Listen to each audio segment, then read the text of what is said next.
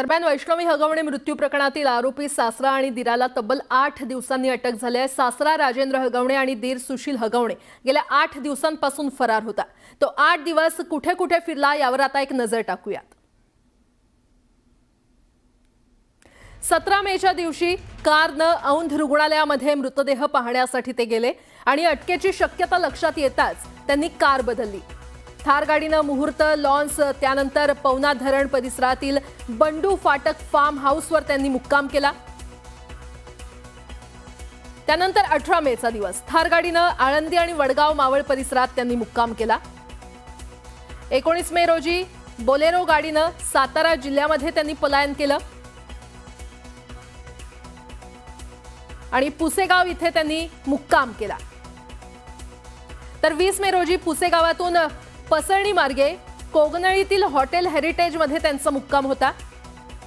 21 मेच्या दिवशी पहा प्रीतम पाटील यांच्या शेतावर त्यांनी मुक्काम केला। त्यानंतर 22 मेला ते पुण्यामध्ये दाखल झाले आणि 23 मेच्या पहाटे 4:30 वाजण्याच्या सुमारास स्वारगेट परिसरातून या दोघांना अटक करण्यात आली। आणि पुढची बातमी आता पाहूयात। कर्वेनगर परिसरातील रहिवासी निलेश चव्हाण याच्या विरोधात वारजे पोलीस ठाण्यात गुन्हा दाखल करण्यात आलेला आहे। कसपटे कुटुंबीय जेव्हा वैष्णवीच्या मुलाला घेण्यासाठी गेले तेव्हा निलेश चव्हाणनं बंदूक दाखवून धमकावल्याचा आरोप करण्यात आला होता। सध्या या प्रकरणी पिंपरी चिंचवड पोलिसांची 2 पथकं निलेश चव्हाण याचा शोध घेत असल्याची माहिती आहे। तर निलेश चव्हाणनं बंदुकीचा धाक दाखवत वैष्णवीचं बाळ देण्यास नकार दिला होता। त्याबाबत त्याच्या विरोधात पुण्यातील वारजे पोलीस स्टेशनमध्ये गुन्हा देखील दाखल करण्यात आलाय। मात्र चव्हाण अजूनही फरार आहे। पोलीस अधिक तपास करत असून संबंधित शस्त्र जप्त करण्याची प्रक्रिया सुरू आहे। तर कलम 351 हे शारीरिक इजा करण्याची धमकी देणाऱ्या व्यक्तीला उद्देशून असून शस्त्र कायद्याखालील कलम 30 हे बेकायदेशीर शस्त्र बाळगणं किंवा त्याचा वापर केल्याबद्दल संबंधित आहे। मी स्वतः त्याच्यावरती जे मागं जे हे झालं होतं प्रकरण तेव्हा मी पण त्याच्या पण नावाची कंप्लेंट दिलेली आहे। त्याचंही नाव त्या FIR मध्ये आहे। म्हणजे मला तरी ऐकण्यातून आलेलं आहे की तो म्हणजे करिश्मा हगवणे हिचा मित्र आहे तो आणि माझ्या दर भांडणामध्ये तो असायचा।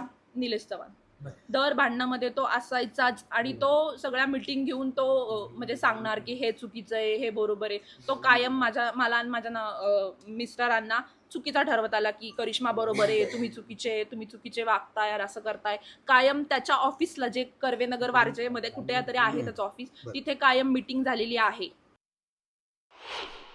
19 तारखेला यातील जे कसपटे फॅमिली आहे त्याची जी दुर्दैवी महिला मयत झाली तिचा जो बच्चू आहे तो बच्चू यांच्याकडे त्या हगवणे फॅमिली दिला होता आणि ही त्यांना जेव्हा माहिती कळली कसपटे फॅमिलीला त्यावेळेस तो त्यांचा बच्चू घेण्यासाठी निलेशच्या घरी गेले होते। त्यावेळेस निलेशने त्यांना त्याचं जे लायसन्स वेपन आहे ते दाखवून त्यांना धमकावलं होतं की तुम्ही या ठिकाणी येऊ नका, मी तुम्हाला ते बच्चू देणार नाही।